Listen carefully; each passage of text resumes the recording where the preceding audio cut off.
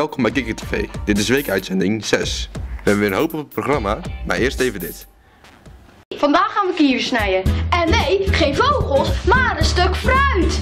Daar heb je natuurlijk voor nodig een mes, een kiwi en een snijplank. Snijplank is goed. Je mes drogen. En daarna je mes op de kiwi zetten en snijden maar. En dan eten.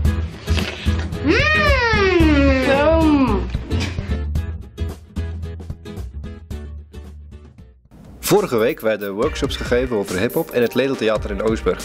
Kikker TV was er ook bij, waarbij mochten wat leerlingen laten zien hoe je moet filmen. Dit was hun resultaat.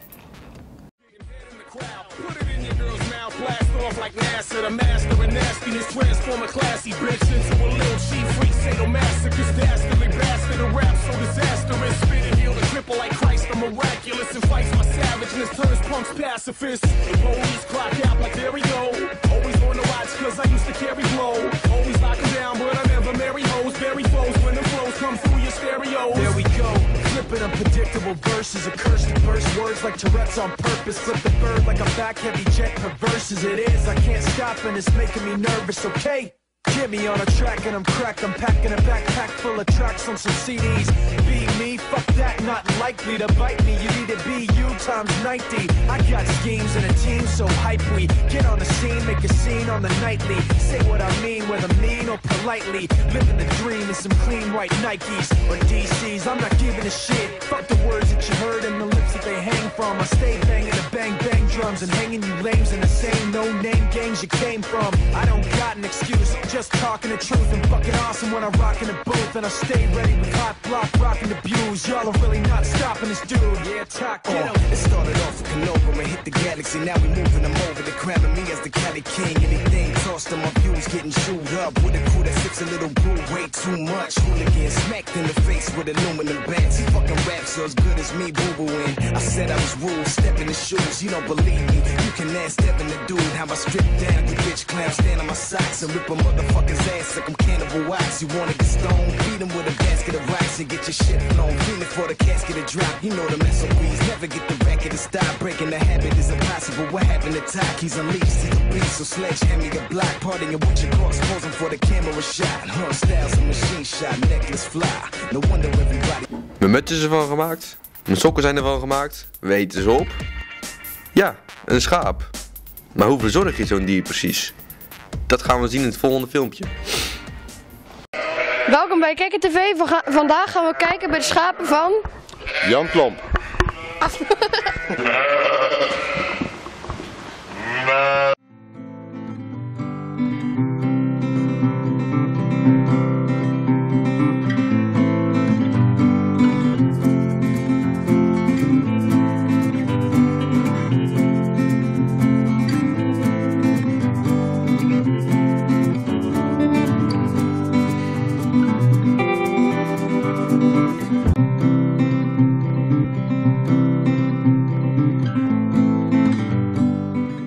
Hoe lang bent u al herder? Schaapsherder. Even kijken hoor, ik ben in 99 begonnen, dus dat is ja, nu 14, 15 jaar hè. En doet u dit allemaal alleen? Nee, ik heb altijd een hulp die hoed. We doen het eigenlijk met z'n tweeën. Ik doe de werkzaamheden rondom de kudde. En ik heb iemand in dienst die de schapen voor me hoedt. En het is nu lammertijd, maar hoe lang duurt de lammertijd eigenlijk? Ja, de schapen staan ongeveer een drie maanden op stal. En de lammertijd duurt 6 weken. Dus, en die zijn het is bijna gebeurd. Dus nog 1 week en dan zijn de laatste lammeren geboren.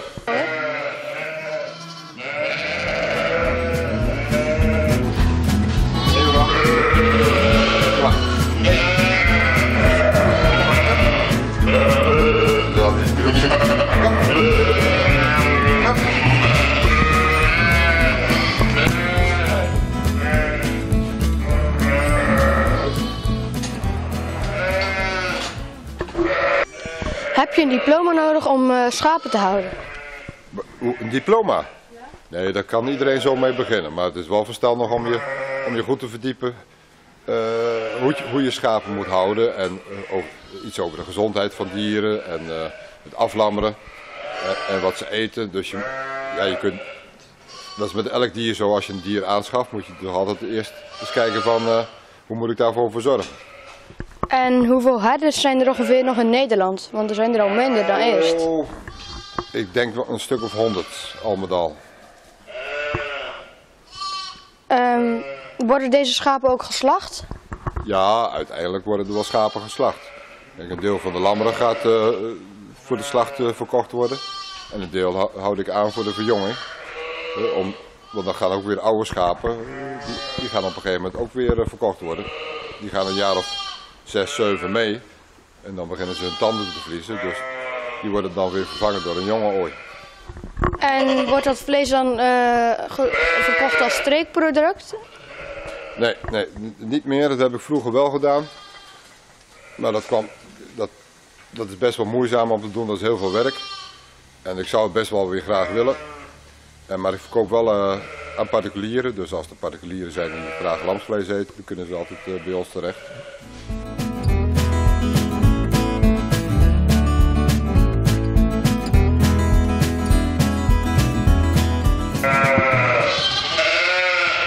Hier al hoor.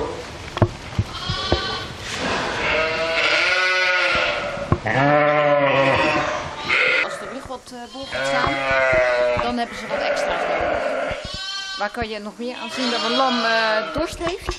Nou, bij deze is dat onder andere dat hij nog wel eens aan je neus wil gaan sabbelen. Die heeft echt dorst.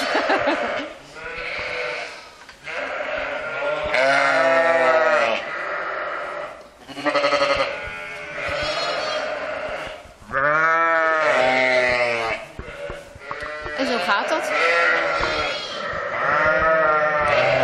Soms zijn er lammetjes die hebben wel dorst, maar die kennen de spee nog niet goed. Dus dan moet je het even doorzetten en dan als ze eenmaal de smaak te pakken hebben van de melk, dan vinden ze het lekker.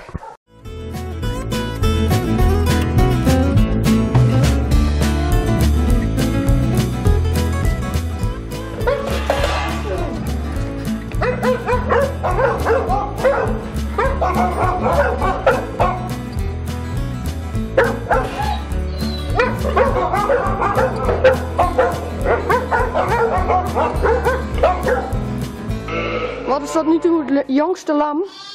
Nou, deze is gistermiddag geboren. De meeste schapen hebben al een lam gekregen, maar dit is dan de jongste. De jongste teller van de familie. Dat is een mooitje. En hoeveel lammetjes zijn er al geboren?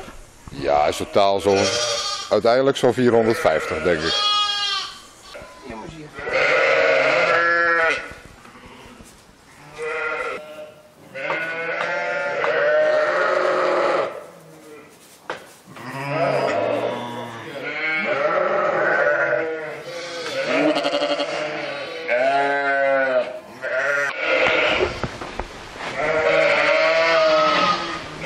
Dit was KikkerTV weer voor vandaag. Je ging toch ook mee praten? Ja, maar jij praat zo snel. 1, 2, 3. Dit was KikkerTV weer voor vandaag. Mede mogelijk gemaakt door Jan Klomp en Joost Kools.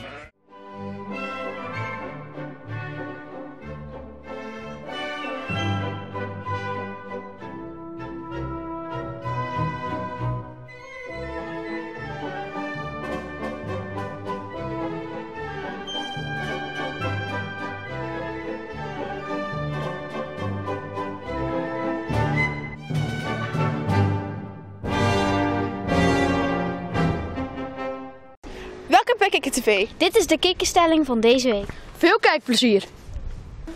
Wij vinden dat als je gevonden voorwerpen vindt, dat je dat naar de gemeente moet brengen in plaats van naar de politie. Wat vindt u daarvan? Nou, ik ben een tijdje geleden mijn portemonnee kwijtgeraakt. En toen was ze op een avond. En toen wou ik het zeg maar aangifte gaan doen. Maar zijn ze alle twee niet bereikbaar. De politie was toen dicht. En de gemeente die was heeft geen kantooruren. Dus zit ik daar met mijn vragen. Dus ja, dat vond ik wel een probleem. Ik vind dat ze alle twee bereikbaar moeten zijn. Of de politie of bij de gemeente als je iets verloren hebt.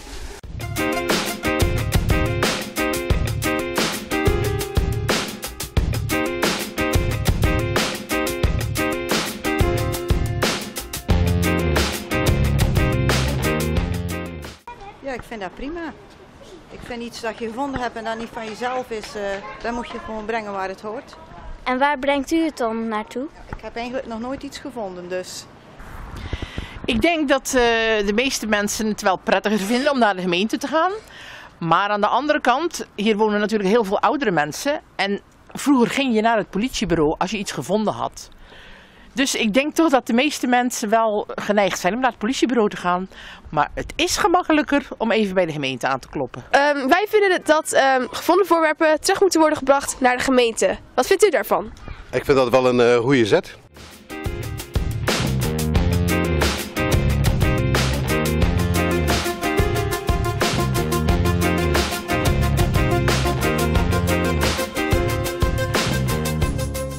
In het verleden heb ik al zoiets meegemaakt.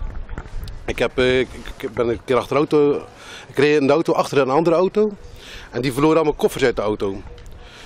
Ik was hier van, wat gebeurt er nu? Dus ik ben gestopt, maar die auto was al doorgereden. Dus ik heb die koffers gepakt.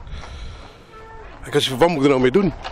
Ja, ik wist het niet, dus als eerst ben ik naar huis gegaan. En toen zo thuis gaan zitten van, wat nu? Ik zei, ik vind iets, dus wat moet ik mee naartoe? Dus ik heb naar de politie gebracht. Maar de politie had ook zoiets van, ja, oké, breng maar bij ons. We houden het hier. En ze zeiden ook van, goh, je mag het ook thuis houden. En we maken er een melding van. Dus ik heb het al allemaal daar gelaten. Maar ik denk dat de plaats van de gemeentehuis, dat het misschien nog beter is. Als het algemeen bekend is natuurlijk. Hè.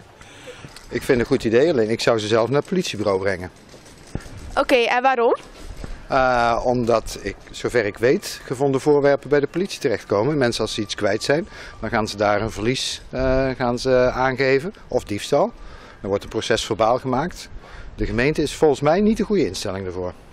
Wat vind jij ervan? Goed. En waarom? Nou, de gemeente kan er wel meer mee. En waarom dan? Ze moeten het eigenlijk ook gewoon terugvinden. Waarom kunnen ze er dan meer mee? Ja, omdat de politie...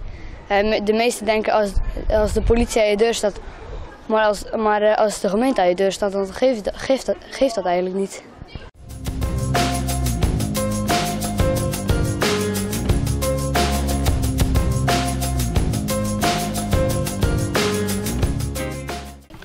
Dit was Kikker TV. Bedankt voor het kijken en tot de volgende keer. Doei!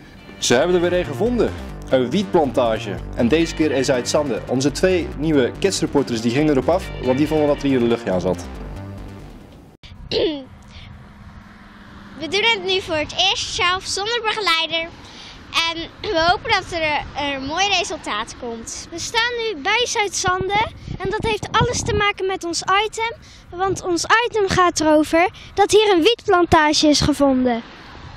Daarom wouden we er eens een kijkje gaan nemen.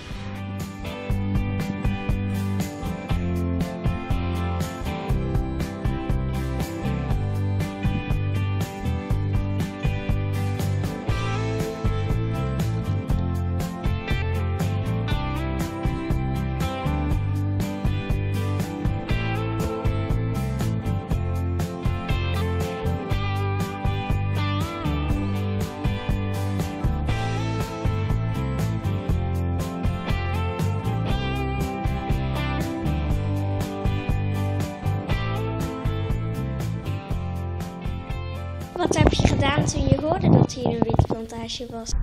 Jee, ik schrok mijn eigen ongeluk toen ik dat hoorde. Ik was aan het werk en ik had zand en mijn vrouw belde dat er iets ergs was gebeurd. Dus ja, toen ben ik op de terugweg, toen ik vakant zat kwam, ben ik hier langs gereden en toen zag ik alles in de tuin liggen. En toen zag ik de Luxeflex naar beneden, gaten in het plastic gesneden, want ze hadden overal plaatmateriaal en plastic voor de ramen gespannen. En daar schrok ik behoorlijk van. Oké. En weet u misschien hoe lang de wietplantage hier al heeft moeten zijn? Die meneer die wietplantage heeft gedaan, die heb ik nog gesproken. Die hebben we aangehouden op de straat later in de avond nog. En die vertelde dat hij ongeveer 3 tot 4 maanden bezig was. Ja, ik zag nadat het was gebeurd. Een paar dagen later allemaal bedrijfsauto's die voor de deur staan. Wat had dat ermee te maken, al die bedrijven? Nou, dat was van de Delta. De Delta die is de stroomleverancier voor het huis natuurlijk. En als er wietplantages zijn, dan is er ook vaak illegaal stroom afgenomen. Illegaal stroom wil zeggen, dan gaan ze buiten de meter om de stroom afnemen. En dat hadden ze hier ook gedaan. En als de Delta, die wil dat natuurlijk niet. Dus dan hebben ze niemand zijn meter uit de meterkast verwijderd. Oké. En al die andere mensen die hier stonden, dat zal waarschijnlijk politie geweest zijn. Die alles wat hier aan het plafond hing, dat waren allemaal afzuiginstallaties. En dat hing hier vol met lampen om die wiet te laten groeien. Maar dat was in deze slaapkamer en de slaapkamer hiernaast was dat. Hebben ze al die lampen verwijderd en hebben ze hier allemaal het raam gegooid. Dus heel de tuin lag vol. Oké.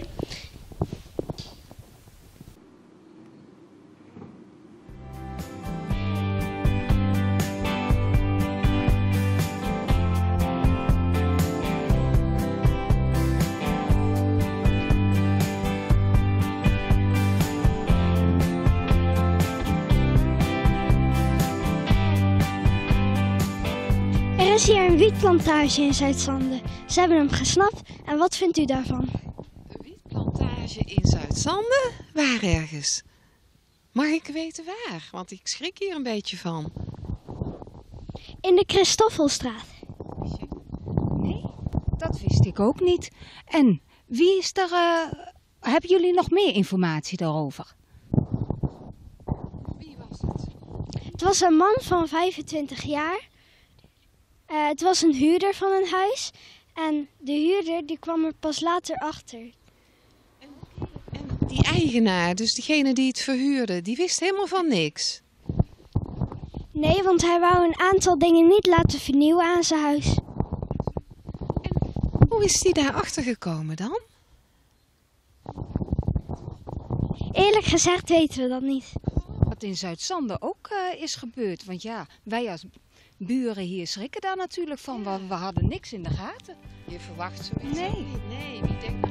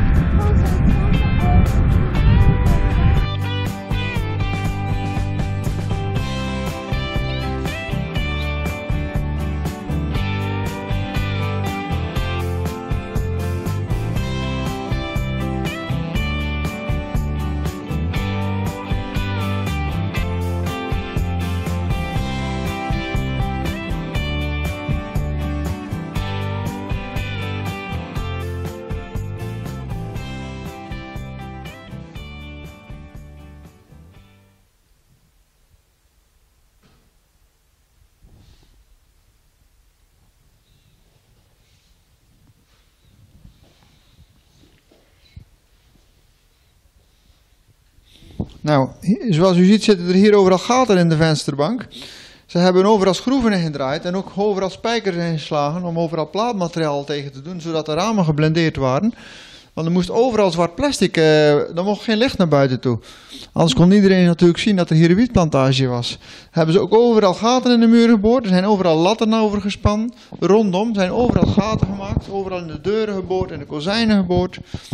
En dat doen ze om overal plastic voor te spannen. Op de vloer ligt nu laminaat, maar daar hebben ze gelukkig hele stevige vijverfolie op gelegd, zodat het water er niet doorheen kon. Want die plantjes hebben heel veel water nodig en dat loopt allemaal dwars door je vloer anders. En het nieuwe plafond wat erin ligt, dat hebben we van de week al gedaan, want er zaten overal hele grote gaten in, van een emmer groot. Dus je weet wel hoe groot de wateremmer is. Er zaten 3 grote wateremmergaten per plafond, per ruimte, om afzuigingen en lucht en afvoer in te doen. Als we even naar de volgende ruimte lopen, dan kan je ook zien. De deuren bijvoorbeeld hebben ze gewoon van die wc-dingetjes opgezet. Gewoon om makkelijk binnen en buiten te kunnen.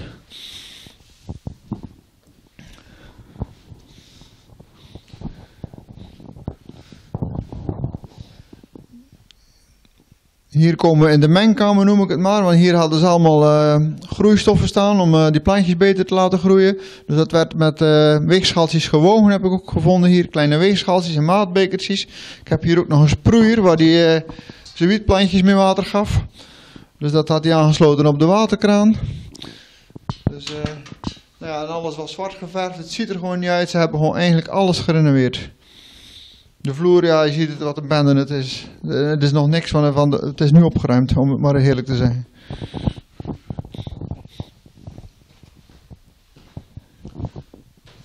Hier is alles beschimmeld van het vocht. Want ze hadden natuurlijk al die planten, die stonden helemaal vol met planten hier. En ja, dan zie je gewoon de schimmel op de muur komen. Dus dat gaan we nou fixeren en proberen te repareren. Dit was allemaal mooi gestucadoord. En daar zitten nu grote gaten in de muur, overal plugjes geboord.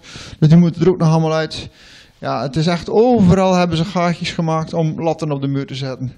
Hier hingen grote elektriciteitsborden op de muur. Dus ook overal gaten in geboord. Zodat die tijdelijke stroomvoorziening er natuurlijk niet afkwam. En de plinten, ook hier, die zijn zodanig beschadigd dat dat ook allemaal vervangen moet worden, zeg maar. Nou, de achterdeur, ja, daar kon die man natuurlijk zelf dan niets aan doen, die wietplantage had. Maar die is door de politie ingetrapt en die is ook helemaal beschadigd. Er moet echt nieuw kozijn in. Dat is echt kapot, de achterdeur. Dus dat is allemaal vervelend werk.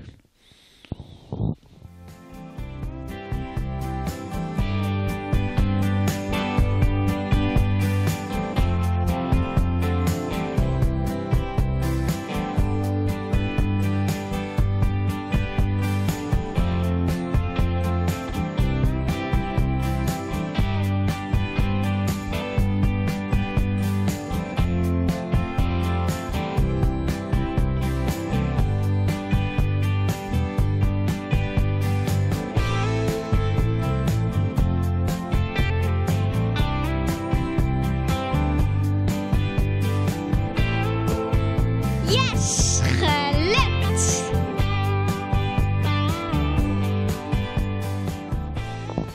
Naast jullie huis is er een huis waar wiet is verbouwd. Wat vinden jullie daarvan? Ja, ik vind het wel raar, omdat het in zo'n klein dorpje is gebeurd, zeg maar. Dat zou je niet verwachten. Oké. En heeft u dan niks opmerkelijks gezien of was er niks opvallends? Nou, eigenlijk niet echt. We hebben eigenlijk niks gemerkt, dus... Oké, dankjewel.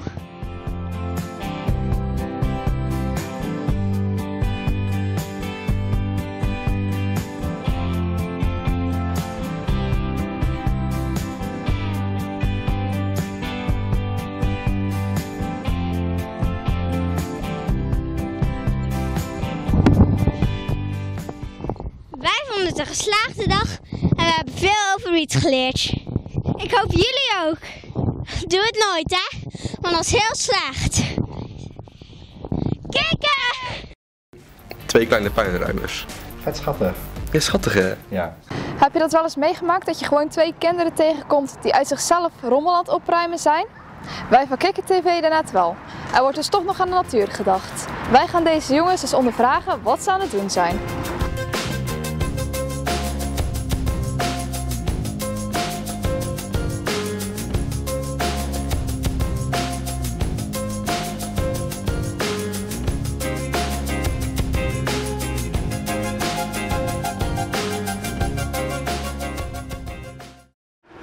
Wat zijn jullie aan het doen hier? Wij ruimen het vuil op wat mensen weggooien.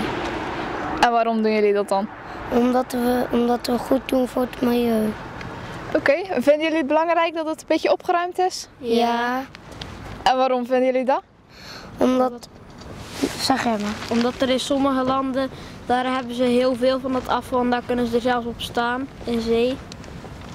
Dat heb ik alles gezien op filmpjes.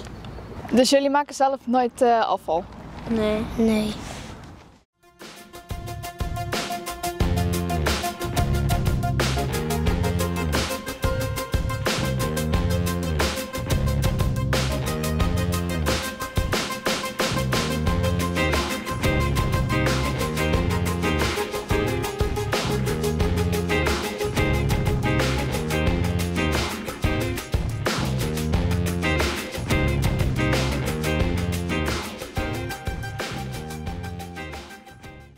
Wij van Kikker TV vinden dat jullie heel goed bezig zijn. Daarom vinden wij dat jullie deze mutsen wel verdiend hebben.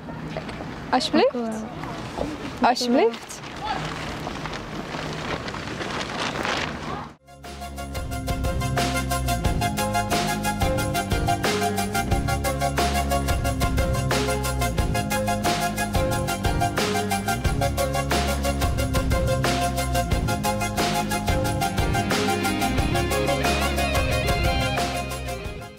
Nou, netjes hoor. Dit was Kikker TV voor vandaag en we hopen dat jullie het leuk vonden. Tot de volgende keer.